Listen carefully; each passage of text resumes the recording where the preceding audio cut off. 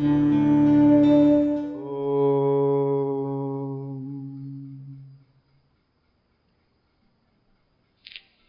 were talking on the subject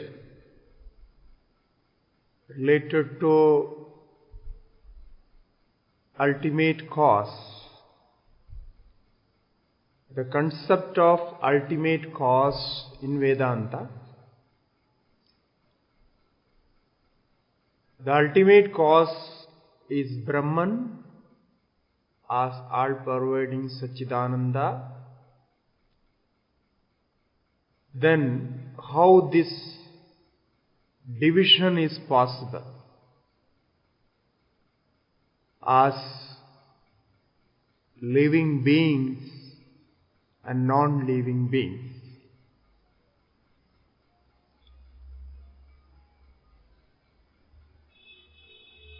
So Brahman is pure consciousness. This creation has no consciousness as when we see outside objects. So there we said Vedanta has a theory of manifested or reflected consciousness or unmanifested, unreflected consciousness. It is said, if there is mind connected physically as brain, then the consciousness is reflected. So we say that being is living being. And if there is no brain as such, then we say it is non-living being. Sensual and non-sensual, inertia, what we say for that.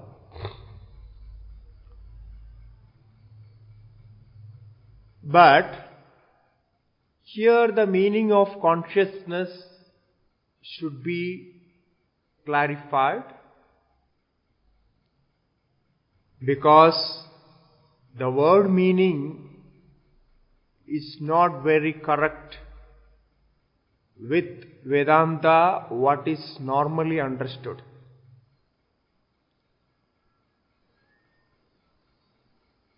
The Vedantic meaning of consciousness in this level, when we talk about Brahman,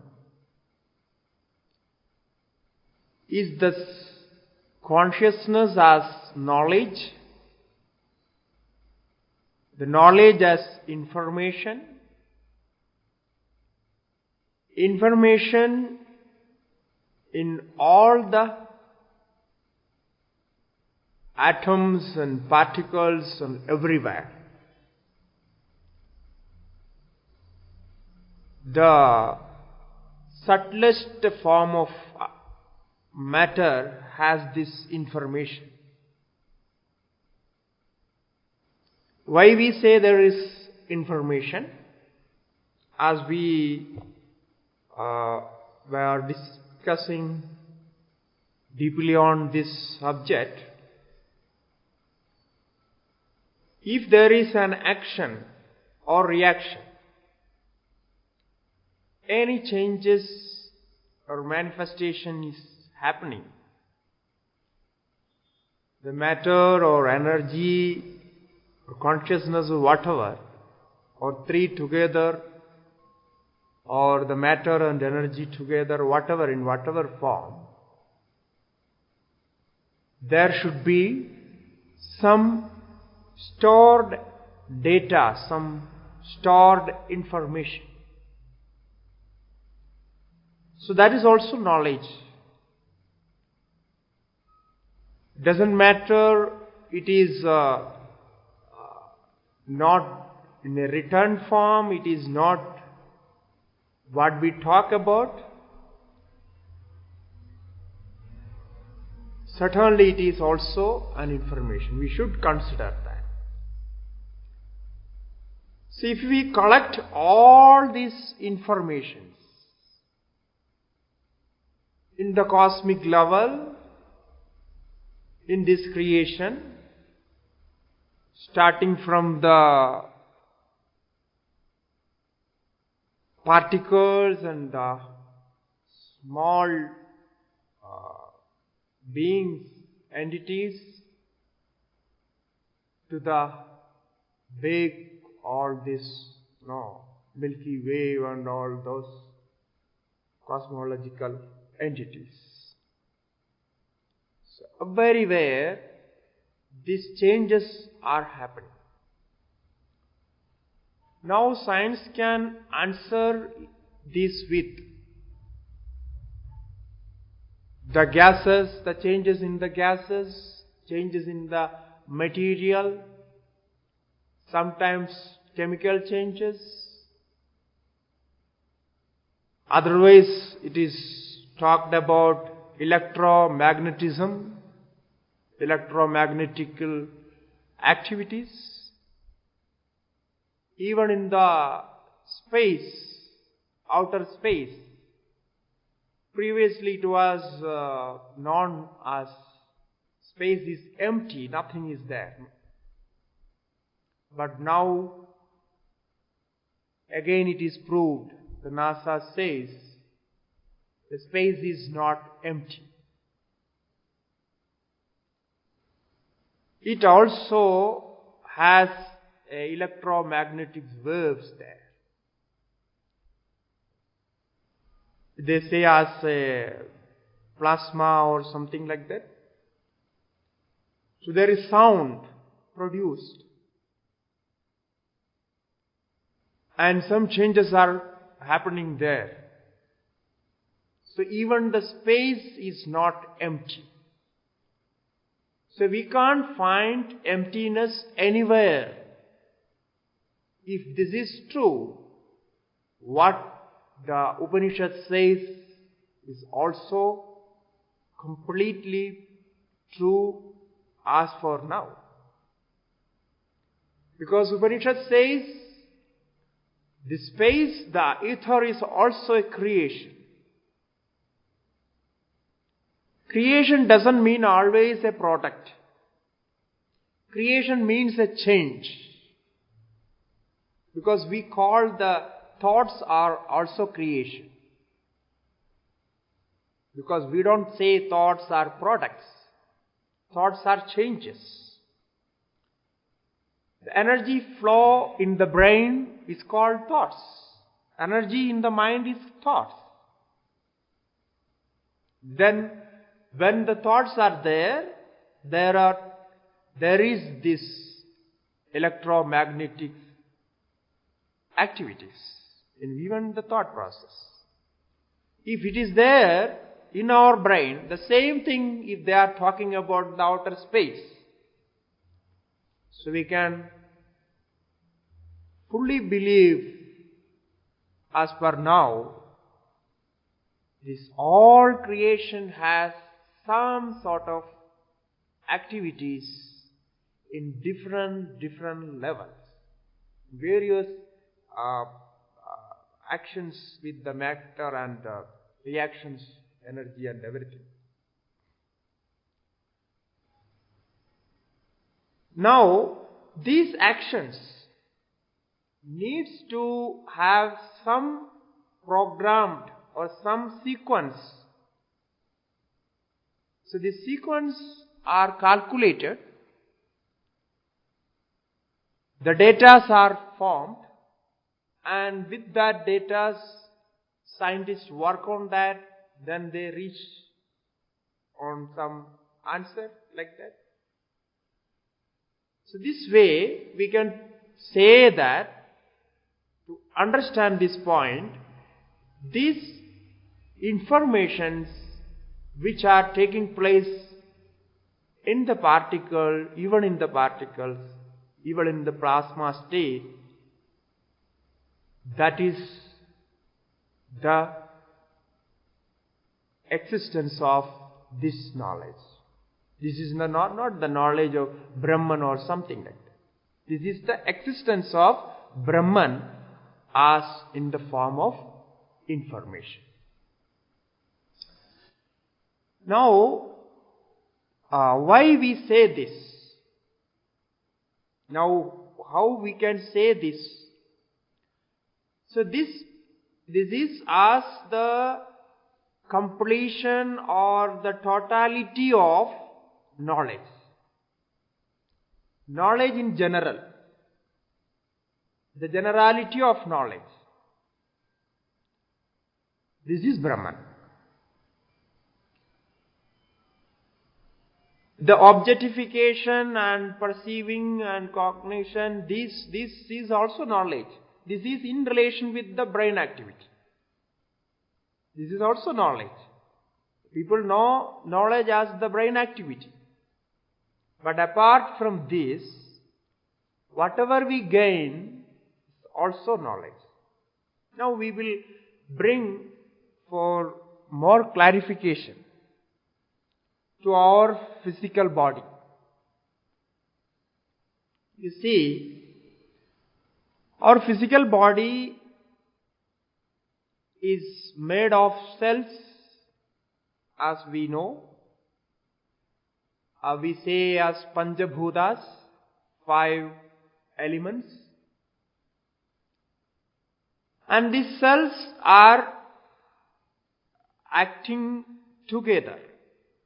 Each cell has some information, some instructions to perform in a certain way. Therefore, each cell of the body, different part of the body, act in different way. It produces different kind of actions. Right? Now, what this cell biology says, the cells are having this information from DNA, genes. So the cells are dividing and they are working or producing or whatever they are doing, producing the proteins or whatever they are doing, because of the DNA in that. That is the genes. They say in each cell there are like 20,000 of such genes are there. And now what is this DNA? If DNA is carrying information, we should know what is this DNA. So this DNA is acid. It is deoxyribonucleic acid. It is a nucleic acid.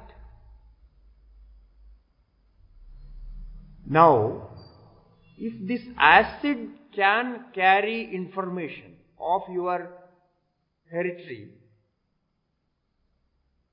to maintain the all body, to form the body, to act the body, then what is wonder that you can't believe the informations are there in different forms? Because here in this acid, there is no brain.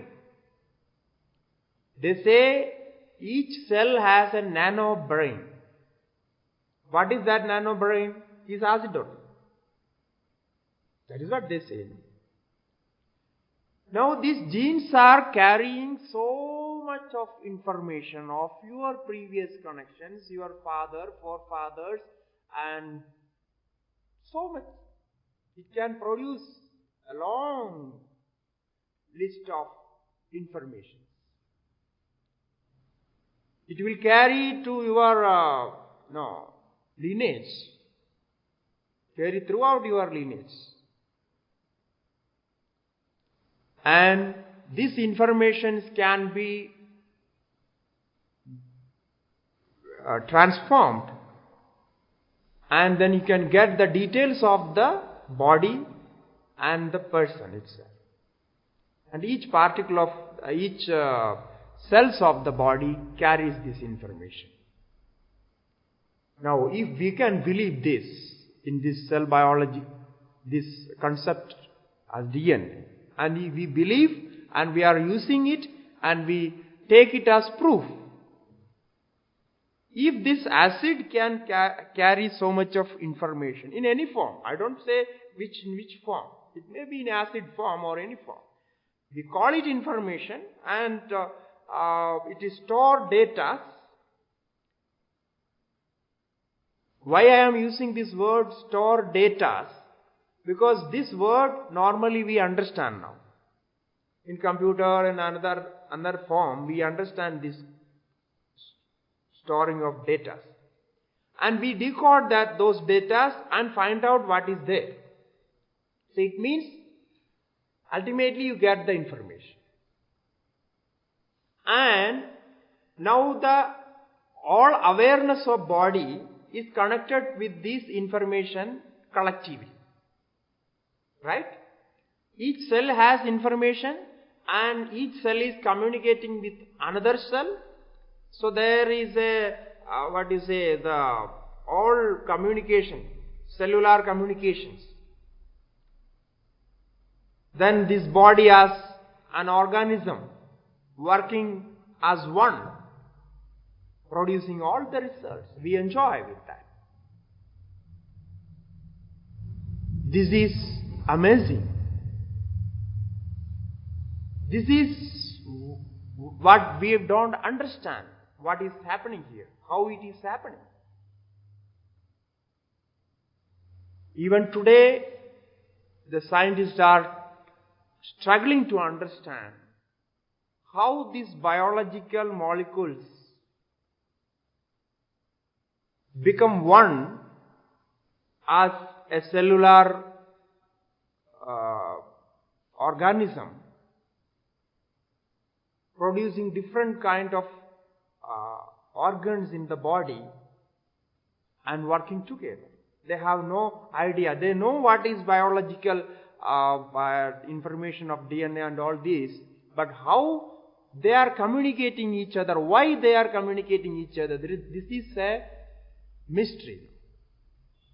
So this mystery, when we say mystery, it means we are unable to know what is happening there. But we see the effect. We see the effect, but the reasoning is not possible. It cannot be proved. Then in that stage, in Vedanta, this is called Maya. Because you have the result, you know the before what was and after what, but in between what is happening you don't know. Untraceable. Therefore, Maya is also untraceable, undeclinable. So that is why we call it Maya. So here this DNA can do all this, then why not in the cosmos? Why not this creation? Each cell of trees, grass, and everywhere it is the same. They have the same process. Only the difference is they don't have the part called brain. It is happening. Everything is happening. And decaying of the body is also a part of the information. Because when it is needed, body will decay. This is also a action happening after that. It is an after effect of some actions. The same cells produce the decaying chemicals and energy to destroy the body, and after that decompose the body. You see, everything is there. And this is according to some other theory that we will talk later of karma and all theories. So here we know this process. Same process is applied to the outside creation too. Nothing else. Now what is the difference you see? There is no difference. It is so beautiful that if you get into this methodology of thoughts, Vedantic thoughts, you can't make any difference. And if here we bring the quantum physics, quantum mechanism, then that is even more clear. Because there it is said, the Einstein who said, the energy can be converted into matter, mass, and the mass can be converted into energy. E is to mc square. And this philosophy, this formula is used now. It means it is practical, it is proof theory. All the atomic reactors, atomic weapons are made based on this theory. This small amount of mass can produce a large amount of energy and blast. So the normal body mass of 70 kilo or 80 kilo can produce, it is said that it can produce 80 times of energy which an atomic reactor produces. 18 times more of that. This much ability is there, this much potency is there. So when we connect this energy mass relation theory, because it is one now. The energy can be converted into mass, mass can be converted in this. And there the space and time, it has another realm of describing it. Like there is no space and time, it is one. The theory of relativity. We are not taking that now. We take this as quantum physics says, the two quantums, whatever form, has the same character, the same ability, but it is infinite. Infinite in the sense, the reality of that quantum is not limited. It is non-local.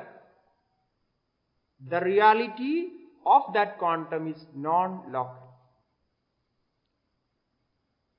It is all-pervading. Therefore, all the forms of this quantum in reality are relatives. All are relatives. It is connected.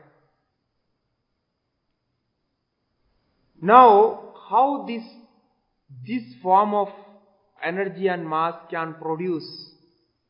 There they bring the new form of quantum physics.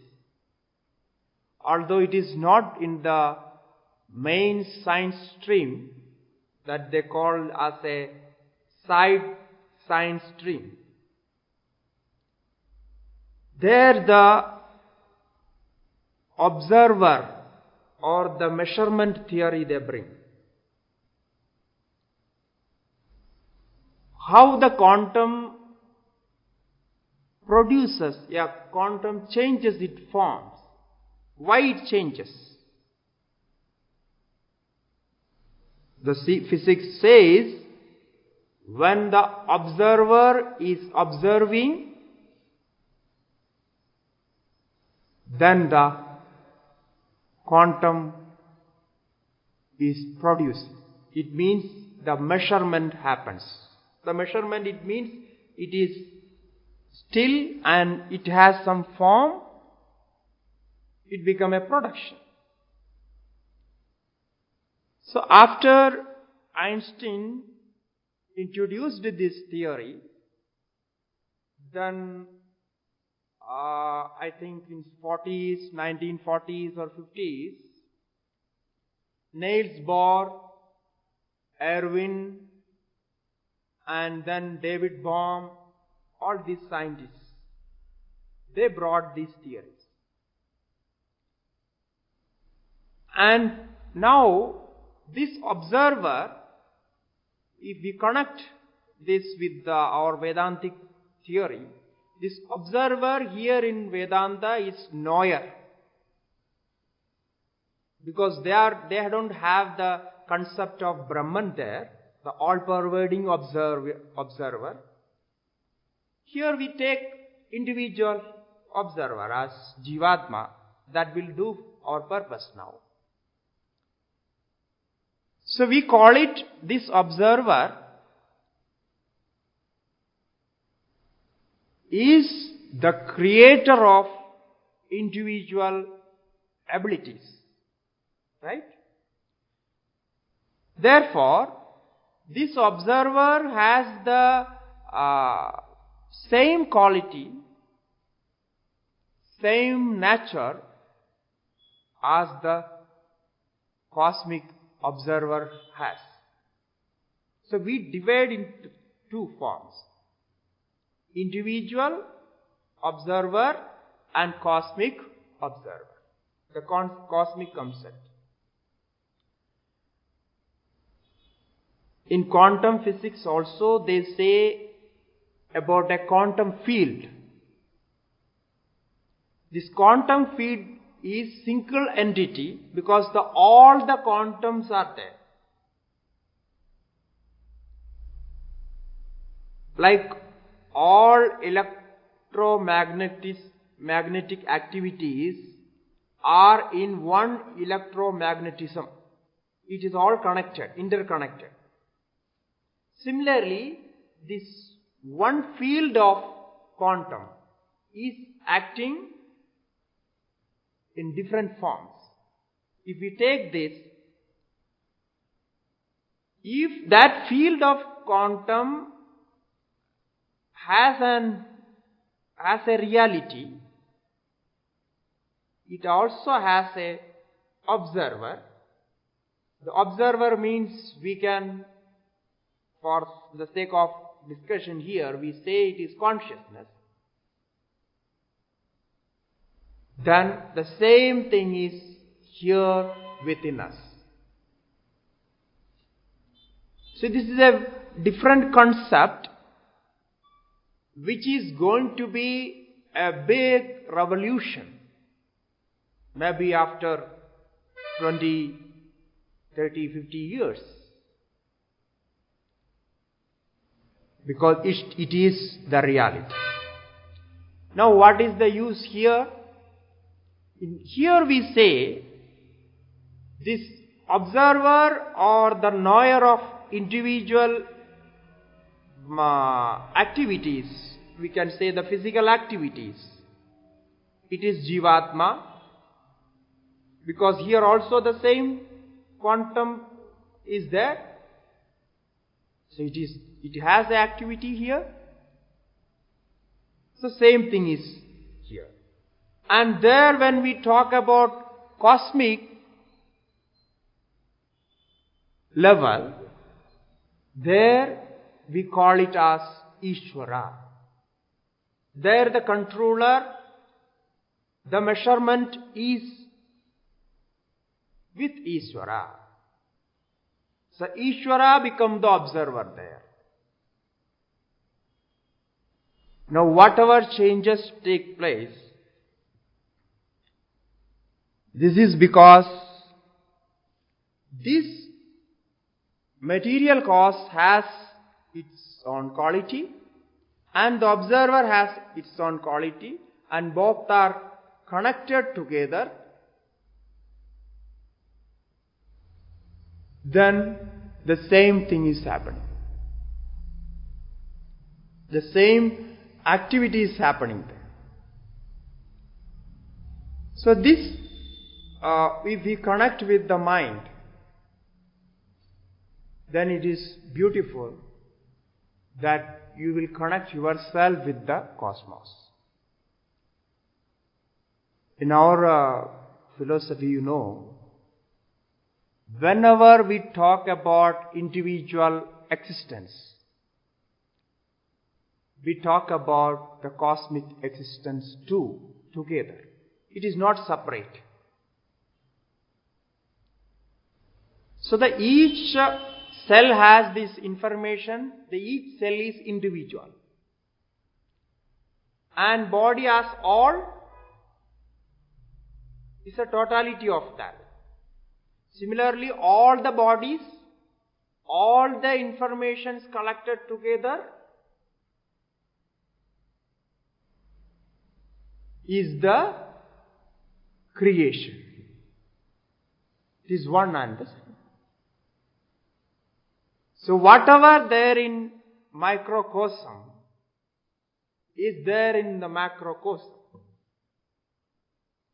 So we always try to connect the individual with the macrocosm. You can see this in the Upanishads. You can see this in Bhagavad Gita, in all our scriptural texts. This is the reality of Brahman and its creation. Now, you see, Upanishad says, what Upanishad says and what Shastra says we can see regarding this. Upanishad says each cell has its own entity and its own existence, its own consciousness, and the Ishvara, the cosmic consciousness is there within. Yam prithivyam tishthan, yam prithvi na veda, yasya prithvi shariram, yam prithvi mantaro yamayati, eshate atma andaryami amritaha. So who is there in this earth? Who is there in the water? Who is there in the fire? Air. That is Andaryami. The same indweller of all beings is there within you. You see? So he is talking about this information, what just now we were discussing. Each atom has, each cell has, if you collect all this information, that is the Brahman. So when we talk about indweller of beings, creation, Andaryami, that is Brahman. And when we meditate, we try to meditate on Atman, Atma as observer, as Sakshi, the witness of all activities inside the mind. There is a beautiful meditation technique in Yajurveda. Even in Karmakanda it is there. The ritualistic form of Veda.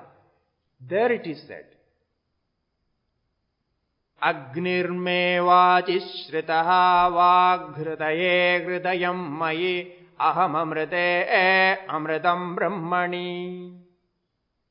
Vayurme praneshritah prano hृदये hृदयं mayi aham amrite amritam brahmani.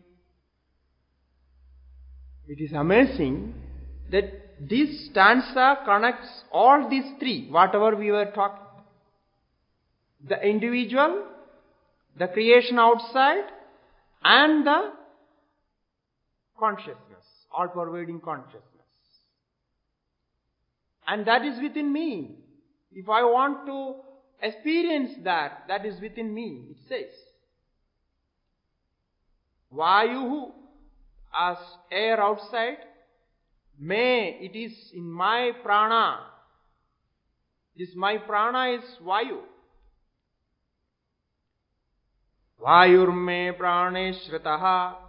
And this prana is my heart. Because that is you. The heart is because whenever you feel something, you feel that it is in our heart. So we talk about heart. The love is also in heart. All the emotions are connected to heart. So that heart, it is not only physical heart, but that feeling, that emotion. So Vayurme praneshritah prano hृदये hृदयं mayi aham amrite. I am in that immortal state of consciousness. I am not mortal. Amritam Brahmani. The immortality where it is? It is in Brahma. It is in that all-pervading Brahma. So this is, sometimes we can say, this is a daily ritualistic practice of Vedic tradition. Now, in our Indian culture, we see, we respect, we worship all the beings outside. We have worship of trees, rivers, mountains, earth, stones. We worship all this. People do not understand why this worship is done. We talk about high philosophy of non-duality, formless Brahman, and we worship all this. How it is possible? It is contradictory. It's self-contradictory. We say about all-pervading Brahman and talking about all these dualities.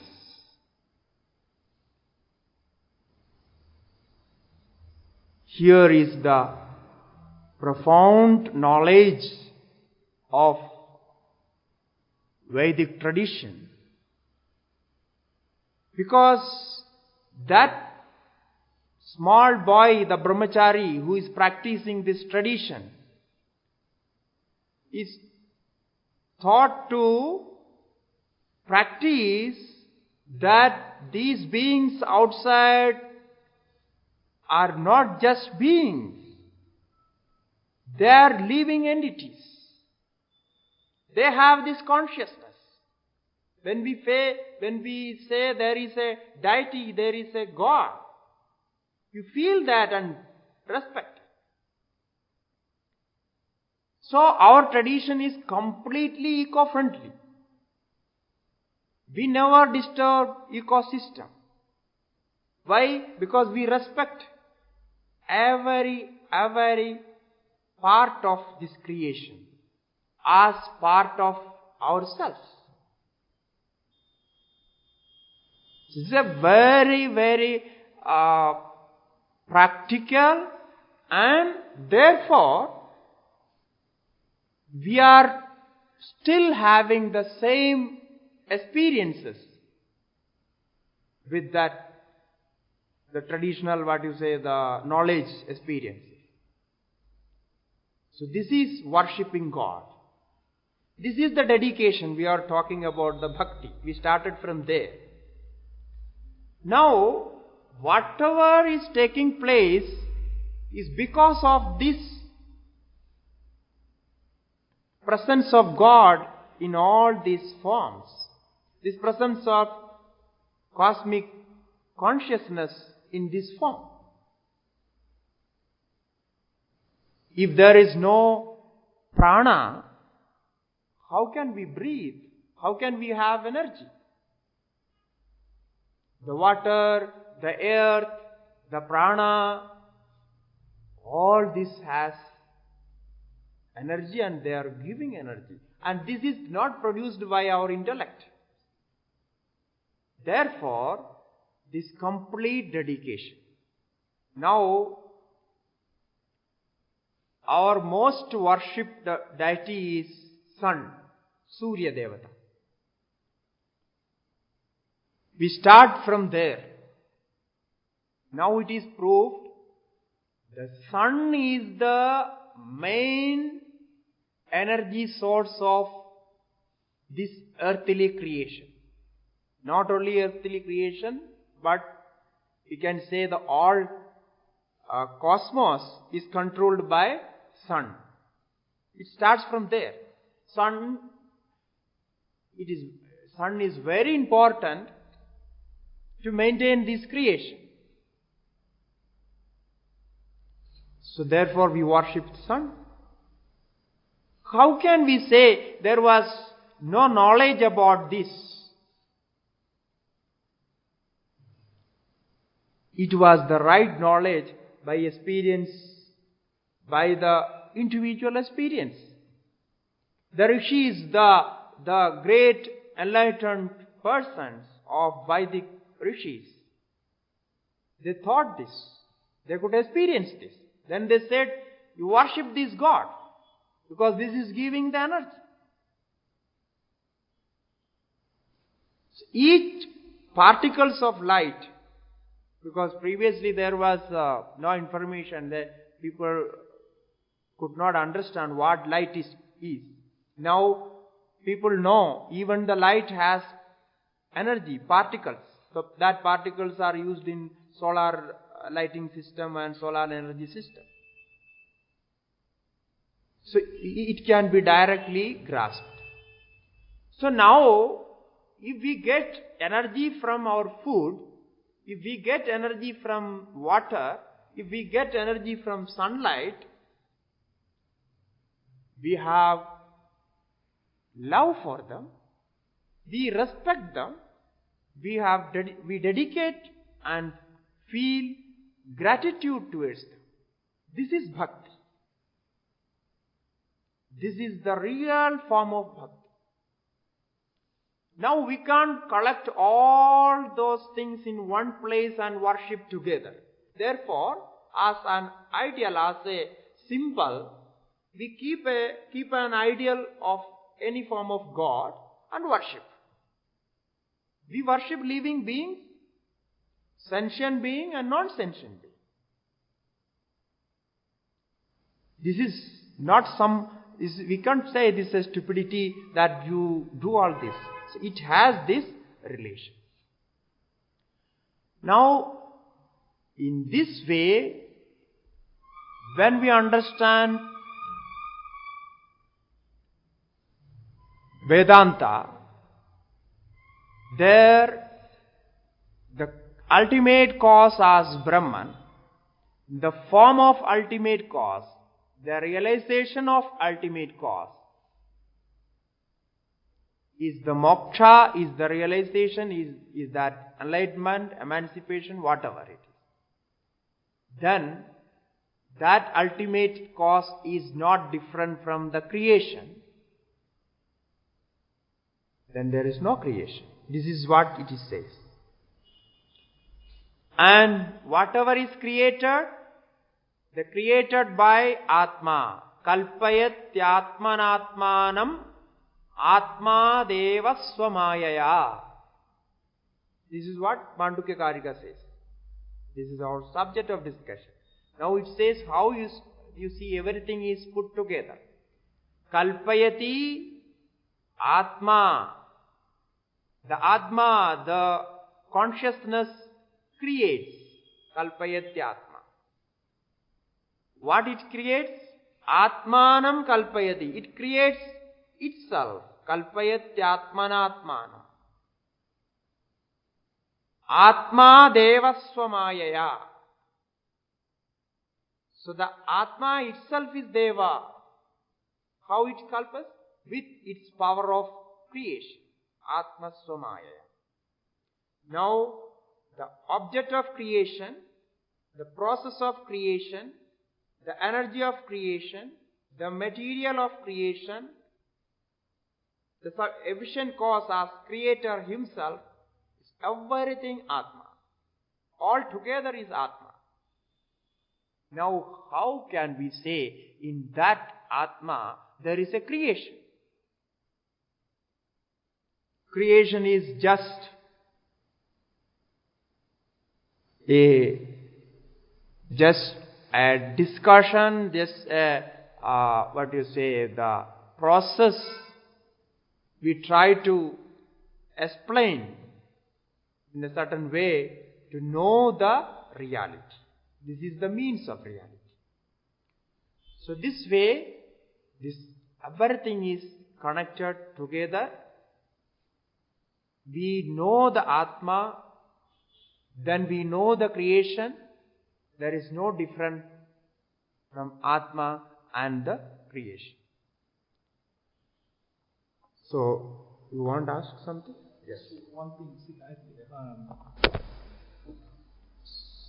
so this is very clear, as we already discussed. I think whether we go from a pure scientific understanding or from a Vedantic understanding, it's very clear that, as you nicely elaborated, there is consciousness everywhere, and that consciousness, science has probably not come to that point. It doesn't matter, because our interest is not in science also. Yeah. Our interest is... It will come later, gradually it is developing towards that.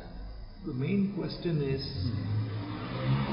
that understanding is one thing, and as we talked about earlier, living is another thing, because what we see is that even the greatest scientists who know that every atom is energy,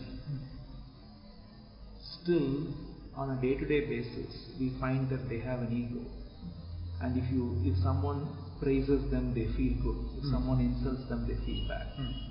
Same is true with many great Vedantins also. They understand that everything is Atma. And theoretically, it is very clear that, as you said, the process, the material cause, the efficient cause, every cell of the body is all Atma. And yet, the same person, we see this, that when you flatter them, praise them, they feel very good. And when we insult them, they feel very bad. So, whereas a true jnani has no such disturbance. So, that was what my intent of asking that question was, whether it is with bhakti or with jnana, where we said, when I look at the rope, I can understand all I want about the rope, but as long as I am seeing the snake, I am not, my theoretical understanding of rope doesn't take away the fear of snake. I have to actually look at the snake and see that the snake is false. So that actual realization, which is different from understanding, it seems to me, because understanding all of this still doesn't remove that basic ignorance, avidya, that I am a separate person. That is where... Yeah. I will just add into this and conclude with this. Here, what is lacking is, if we take the same method we were talking, the scientist who has the knowledge, or the philosophers who has the informative knowledge, has not realized it, and they are suffering still. That is what you mentioned. It is true. Why? Because what I said here, if you follow the tradition correctly, we are saying that the dedication, bhakti, or feeling the great amount of gratitude for this is that sadhana which help you to go beyond this ego level, individual ego level. Therefore, bhakti is necessary to reduce and remove this ego, individuality. When we say we remove the individuality, we are not removing the activities of brain. People think like that. Then why the brain is there? Why this mind is there? Why these sense organs are there? Why this physical body is there? Then you want to remove all the individuality. No. Being with all this, when you know the reality that this individual is not doing anything, it is only collecting it. Or we can say another word, this individual consciousness, individual mind is contributing to the cosmic actions and reactions. It's just a contribution. Like when you have some disease, you are sick, you go for medicine. You bring the medicine and consume it. So this medicine intake is a supportive factor. You are contributing to the physical body, which has itself some process of body defense system. It will remove the disease. For that you are helping us medicine. You are supporting it. If you have this feeling, then there is no ego. When ego is reduced, you will feel this existence of consciousness within you. So even all the great philosopher, the great Advaitic philosopher you have ever seen, Shankaracharya Bhagavan, he says in Bhashya, Mumukshuhu Devaradhana Paraha Shraddha Bhakti Paraha Praneyo Apramadi Syat Sadhanam Prati. Brihadaranyaka Bhashya. He says Mumukshuhu, one who has the desire for emancipation, he has to do Devaradhana Paraha. You have to do bhakti, dedication, try to slowly remove your ego, contemplating on all this, whatever we discussed, how it is possible. And then Shraddha Bhakti Paraha. You need Shraddha, last time we discussed. Bhakti, immense love and respect. Shraddha Bhakti Paraha. Praneyaha, you should be polite with this knowledge. This knowledge is not for ego. It's not that you are proud of this knowledge. And Bhagavan Ramana Maharshi, after this, what he says? Ishwararpidam nechaya kritam chitta shodhakam mukti sadhakam. Why he says this? People say Maharshi got realization without any support. He did tapasya and he got it. But I heard that, I have seen, I have read that every day he used to go to temple and visit the temple and apply the vibhuti and all that. He was a great, great bhakta of this age. He never felt that I am doing something wrong. Oh, being a Brahmajnani, why I do this? But after him, people are again thinking why he was doing that. This is the difference. Because for him, this is his part. He is not doing anything. He is not acting anything. This is a part of that. Ishwararpidam nechaya kritam. And not only this, there he mentions there in Upadeshasaram itself, Ashtamurti Bhujanam. Jagada Ishadhi Yukta Sevanam Ashtamurti Deva Pujanam. So this is the practical part of sadhana. You need some type of emotion of dedication. It can be with gurus, it can be with all-pervading God, Almighty God, or if you don't believe in God, because there is no point of non-believing. So the believing and non-believing comes, from where? Because people think God as a person. They create a personality. God is embodied. God is not embodied. Here the God in the Vedanta or real God concept of our scriptures is not of an unembodied God. So when you talk about that, this is a belief. So he is staying in the seventh heaven and destroying all type of virtues from there. So this is a problem there. But if you know what the real God is, if at all he is also God, he is also God, as you are also God in that form. Because if the tree is God, why not you? So this is another subject. But here, we have to reduce our individuality means limited individuality in the cosmic individuality, the cosmic form of existence. This is just what I said, from microcosm to macrocosm. Therefore you need this, in between you need this process of bhakti there. Without bhakti, jnana is empty.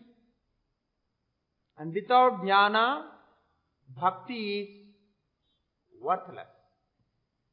It's just a emotion, a sentimental feeling. It should be combined together. Therefore, they are together, they are one. They are giving the same effect.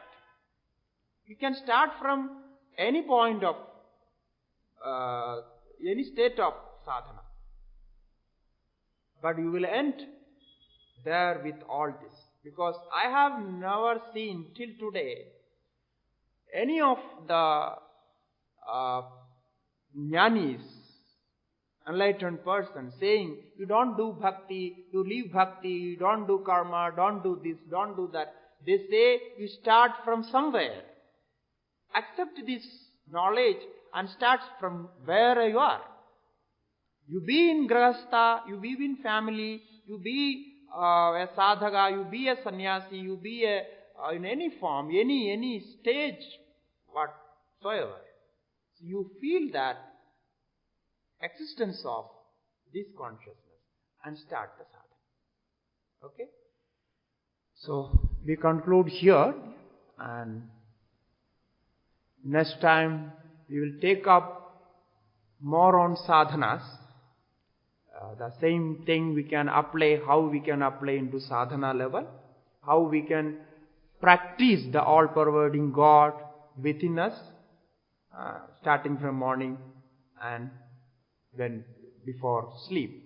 So we will just add some points of sadhana and conclude.